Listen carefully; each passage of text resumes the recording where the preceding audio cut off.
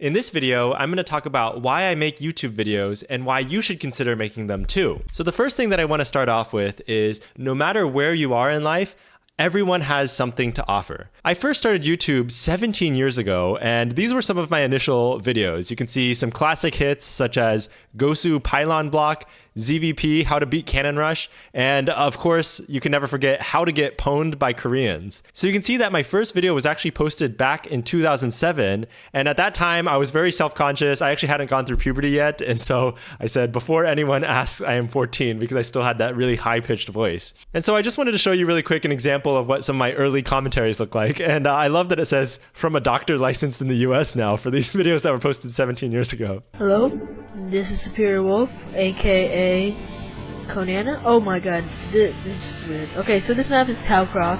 It's a 3-player map. On the map, or on the tile set Jungle. Oh god, I just messed up. On the tile set Ice World.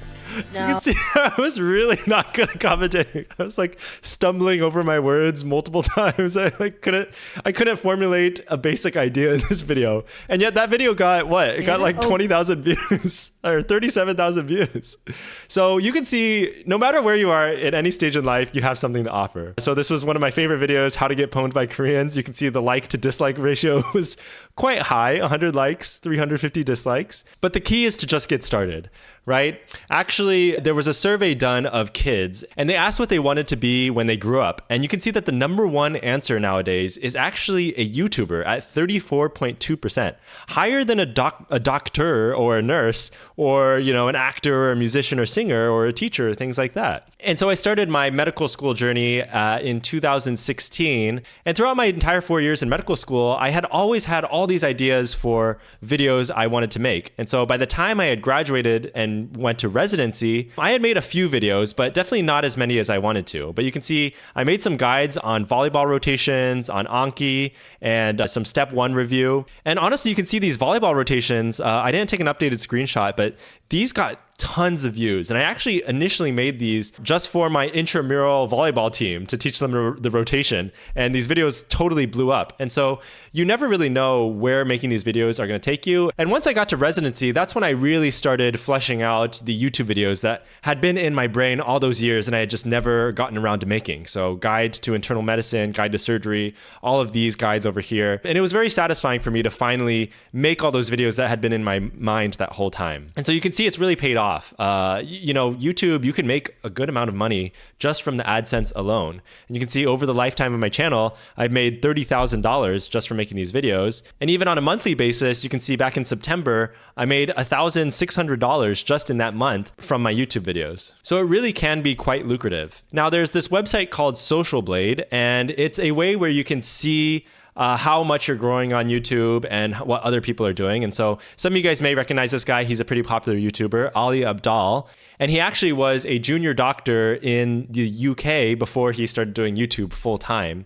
And so if you look on here, you can see it kind of lists out the number of subscribers you have. And it also projects your estimated monthly earnings and your estimated yearly earnings. And from my experience, these estimates are actually under predictions of how much these people are making. So you can see it's no joke how much money some of these people can be making. Another thing that you can track is the growth of your channel over time. And you can see it's very satisfying to just see kind of this upward trend as you're putting in more work to do YouTube videos. A lot of you guys will probably recognize this guy as well, Dr. Mike. So he's a family medicine physician and probably the most popular medical YouTuber out there. And you can see the projected earnings for him. And if you take a look at his stats, you can see that it's saying that he's earning up to $300,000 in the last 30 days. And again, I said this is an under prediction of how much he's making. So $300,000 in 30 days, that's probably under predicting how much he's making. And probably he's selling a lot of merchandise as well, doing ad sponsorships. So the amount of money he's making is actually pretty insane. So obviously one of the big benefits of doing YouTube is that it can be a source of secondary income or passive income. But one of the reasons I really love YouTube is it combines sort of that interest of mine with teaching, which is a very big interest, and then also broadening my own clinical knowledge. And I feel like YouTube is a perfect way to merge all of these different interests together. So generating passive income, teaching, and also improving my own clinical skill. So in regards to teaching, one of the reasons I really love teaching is because whatever you teach to one person is something that they can spread on to whoever they teach in the future as well. And so it kind of becomes this kind of exponential effect. One of the great teachers a lot of us have had as medical students is probably this guy, Dr. Sattar, who's a pathologist, and he taught Pathoma, and it was a resource that pretty much all of us as medical students used. And can you just imagine the broad amount of impact that he had, being in basically every medical student's arsenal and spreading his knowledge to essentially every medical student in America. So the reason YouTube is so good is that it's almost like you can generate little copies of yourself. So if this is one Conan right here, if I use YouTube, I can have multiple Conans who are working around the clock while I'm sleeping. They're still teaching people at that very same time. And so what I like to say is YouTube is a force multiplier. So going back to the survey, the YouTuber is the number one job that kids want. It's lucrative. It allows you to spread your knowledge and, become an influencer, for better or for worse. But how come so few people actually pursue this? And there's a great quote from this weightlifter, Ronnie Coleman, that says, "Everybody wants to be a bodybuilder, but nobody want to lift no heavy ass weight." And really what I'm trying to say here is doing YouTube is hard. It can look like all fun and games when people are doing those reaction videos and, they're playing games and thousands and millions of people are watching them. But it really is a hard process doing YouTube. So first of all, a lot of people don't like to be or don't want to be in the spotlight. And doing YouTube can also be a very, very isolating experience because you're kind of sitting in front of your own computer. You're not directly interacting with the viewers, but you're editing your own videos and everything. It is a very isolating thing to do in general. And then a lot of people, they start doing YouTube solely for the money. And this is why I say you really should not be doing YouTube for the money, because what they find is they become shackled by the amount of views that they're getting per video, all these metrics, and they're not really doing YouTube for fun anymore. And it feels like they're just kind of imprisoned and they end up burning out. And a lot of YouTubers end up quitting because of this. So really, if you're going into YouTube, you got to be doing it for the right reasons, because you want to make videos and you're passionate about the things you're talking about, not just doing it for the money. And finally, and probably the biggest thing, is the sense of imposter syndrome is very, very high. It's very, very difficult to put yourself out there for the entire world to see. And you may be wrong sometimes. You can't be right 100% of the time. And it feels like you're an imposter at times. Especially as doctors, as a profession, we already feel a lot of imposter syndrome. But I think over time, you start to realize that you really do have a lot of expert knowledge that a lot of people don't have. And because you're surrounded by other physicians all the time, you realize all the things you don't know. And so there's that kind of Dunning-Kruger effect where the more you know, the less you kind of feel like you know.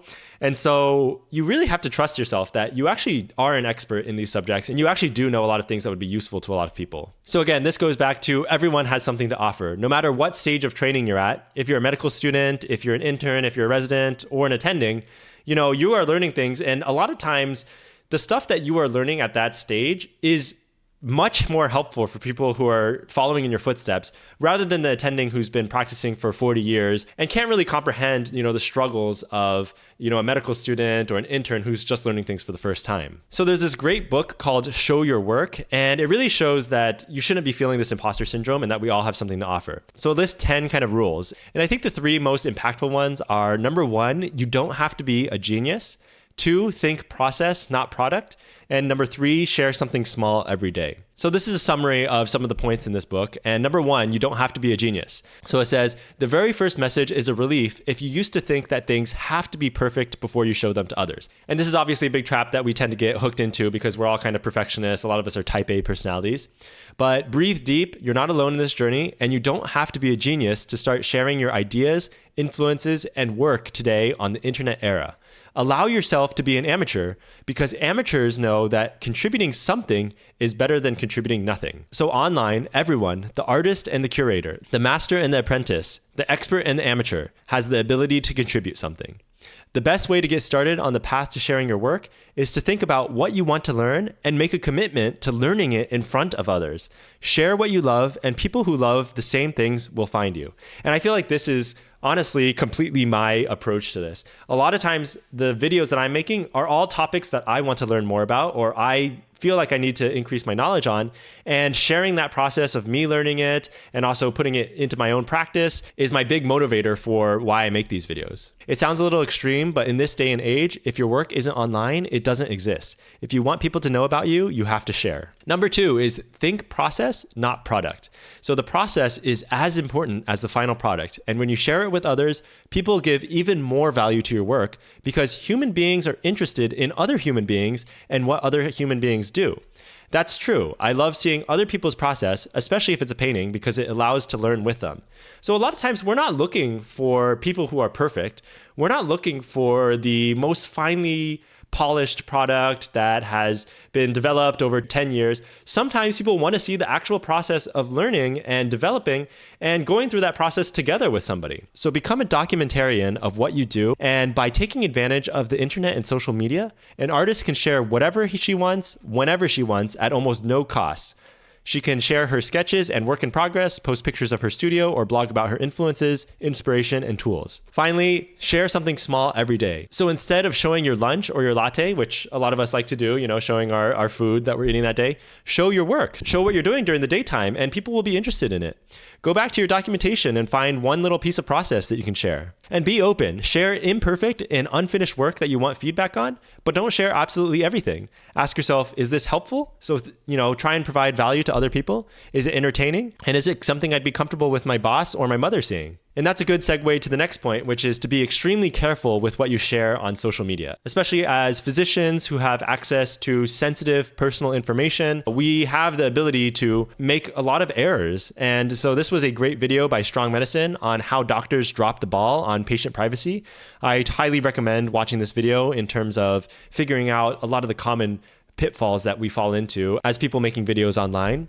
And I even ran into this issue myself where I made this video guide on how to admit a patient, but I actually made a mistake. I tried to blur out all of the patient information that was there. And unfortunately, I was using a live version of Epic.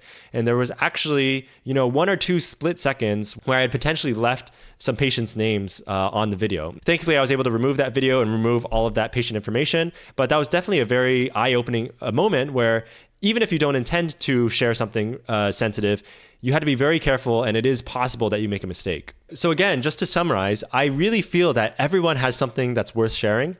YouTube can combine generating a secondary income with medical learning and teaching. And again, teaching is such a powerful way to make an impact because it can spread to so many different people. And YouTube just multiplies that impact. However, YouTube is difficult and it is not for everyone. If you do decide to pursue it, don't let imposter syndrome prevent you from creating. Don't do social media for the clout or for the money. Show your work and don't be afraid to put yourself out there. Avoid common mishaps with social media. And one last thing I wanted to add is don't compare your behind the scenes with someone else's highlight reel, which is very common in the social media age where everybody posts how great their life is and they just look perfect all the time. But the reality is that we're all imperfect. We're all human beings. And so we're all trying to figure out things together. And that's why I think that kind of the OG YouTube where we're all learning together, we're all going through the process together was in some ways the best age of YouTube. So I hope this video was useful for you guys and gave you some food for thought. Maybe someday I will see you starting to make your YouTube videos at some point, and I definitely can't wait for that day. So thanks again for watching. I'll see you in the next video, and peace.